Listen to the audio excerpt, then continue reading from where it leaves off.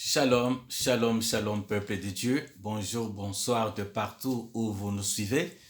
Je suis votre frère Émile. Je voudrais passer un moment de réflexion avec les enfants de Dieu sur une écriture qui est bien connue, une écriture qu'on entend partout. C'est dans le livre de Osée, chapitre 4, le verset 6. La Bible nous dit « Mon peuple est détruit parce qu'il n'a pas la connaissance. » Ou nous mourrons par manque de connaissances. Maintenant, c'est de quelle connaissance s'agit-il?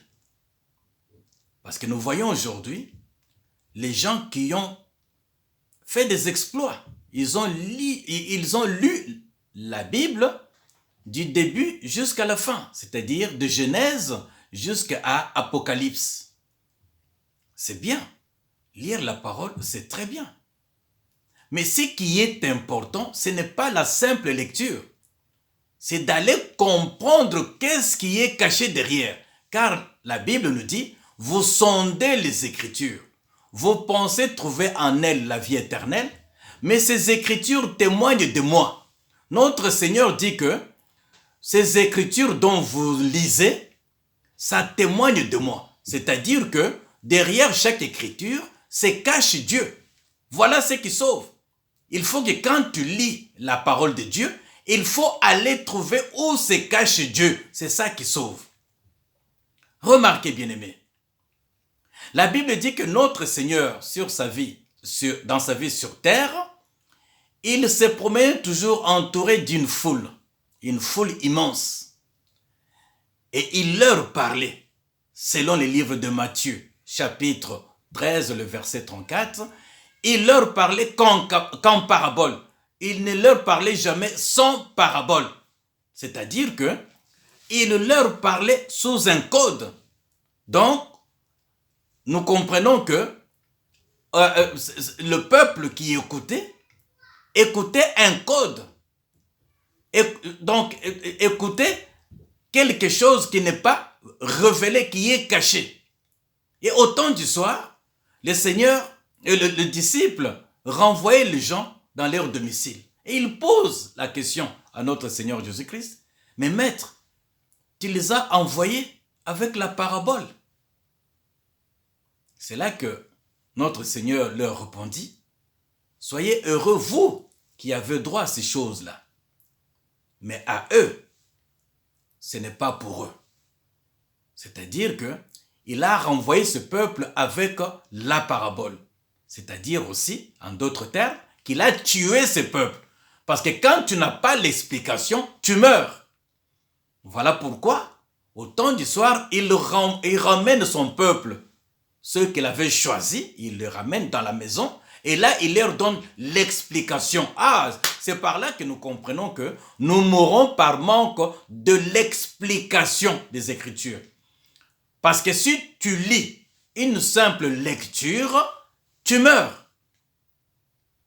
Dieu dit à Josué que ce livre de la loi ne s'éloigne point de ta bouche. Médite-le jour et nuit. C'est par là aussi que nous comprenons que la Bible, ça se médite. Méditer, c'est-à-dire que réfléchir, le pourquoi, le comment, chercher pourquoi, qu'est-ce que Dieu cache derrière. Parce que la Bible, il y a une pensée cachée, une pensée profonde qu'il faut aller chercher. Vous sondez les Écritures. C'est-à-dire que les Écritures, ça se sonde pour aller y trouver la vie. Si nous mourons, c'est parce qu'il n'y a pas d'explication. Voilà pourquoi Moïse, quand il amène la loi, la Bible dit que la loi de Moïse n'a pas amené le peuple à la perfection. C'est-à-dire que la loi de Moïse a tué. Il fallait maintenant que le véritable Moïse, qui est notre Seigneur Jésus-Christ, vienne lui, pas pour abolir la loi de Moïse, qui est une loi bonne, mais il vient pour expliquer. Il dit, je ne suis pas venu pour abolir la loi, mais je suis venu l'expliquer. C'est par là que nous comprenons que si tu n'as pas l'explication, tu meurs. Toi qui es encore dans une église où on lit la parole de Dieu et on commence à te bénir. Dieu va te bénir, va te donner de l'argent, des femmes, de ceci, de cela. Tout ça, c'est bien, mais ça ne te donne pas la vie. Parce que pour trouver la vie, il faut aller sonder les Écritures, c'est-à-dire avoir l'explication. Nous sondons les Écritures parce que nous croyons que ces Écritures, en elles, nous avons la vie éternelle.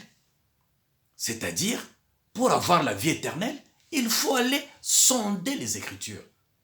Aller chercher ce qui n'est pas écrit. Voilà. Donc, c'est-à-dire que pour avoir la vie, pour être sauvé, il faut aller lire ce qui n'est pas écrit. Voilà. Ce qui est caché. Il faut lire entre les lignes. Parce que la vie se trouve dans les cachets de Dieu.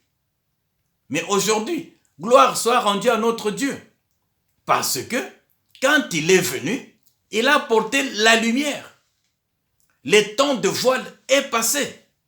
Aujourd'hui, nous sommes sous le temps de la grâce où la lumière est apparue avec notre Seigneur Jésus-Christ.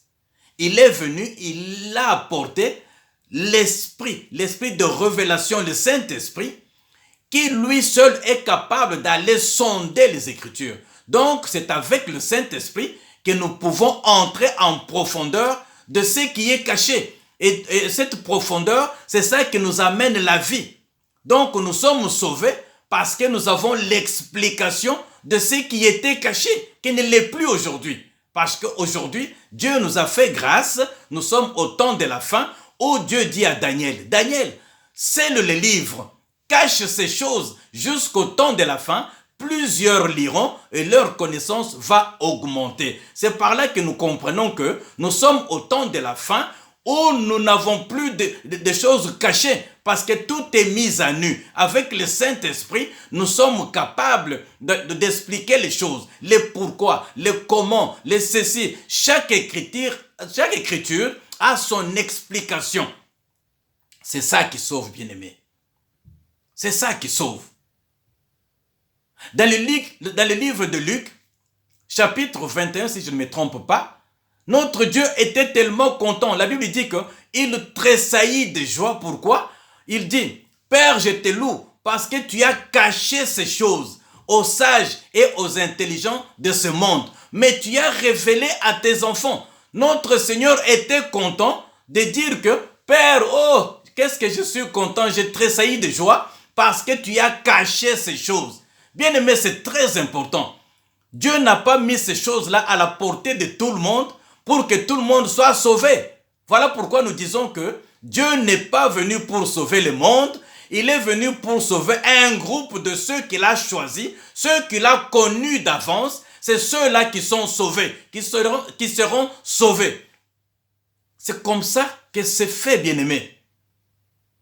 Et la Bible dit que selon son plan merveilleux, devrons-nous dire que Dieu est injuste? Non, loin de là. C'est comme ça qu'il a tracé ces choses. À ceux qui lui appartiennent, il leur révèle ces choses-là. Si tu es un enfant de Dieu, Dieu va te révéler ce qui est caché afin que tu aies la vie. C'est comme ça que c'est tracé, bien-aimé. Nous mourrons parce que nous n'avons pas la connaissance. Nous mourrons parce que nous n'avons pas l'explication. Nous mourrons parce que nous manquons la révélation. Nous mourrons parce que nous n'avons pas la lumière. Aujourd'hui, bien-aimés, la lumière est là. Nous pouvons voir Dieu tel qu'il est. Il n'y a plus rien de caché. Dans ton église, là où tu es, si ton pasteur n'est pas capable de te donner l'explication de chaque écriture, tu n'es pas au bon endroit. Parce que comme nous l'avons dit dans le livre de Osée chapitre 4 verset 6, nous mourrons par manque de connaissance. La connaissance, ce n'est pas Dieu a tant aimé le monde. Oh frère, viens, Dieu va te faire du bien. Dieu va te donner une femme. Prie avec moi. Tu vas avoir des maisons, des buildings. C'est bien. Mais nous parlons ici du salut. Le salut est lié à ce que Dieu a caché. quand tu as la révélation de ce qui est caché, tu connais Dieu. Vous connaîtrez la vérité vous affranchira. La vérité, c'est notre Seigneur Jésus-Christ. C'est là que tu vas le connaître dans toutes les dimensions, dans toute la profondeur, en hauteur, en longueur, en largeur. C'est ça qui sauve, bien-aimés. Nous mourrons parce que nous n'avons pas l'explication des choses. Seule l'explication te donne la vie. Nous sondons pour aller trouver la vie. Nous sondons pour aller trouver Dieu. Nous sondons pour connaître la vérité véritable, la vérité véridique. Que Dieu vous bénisse.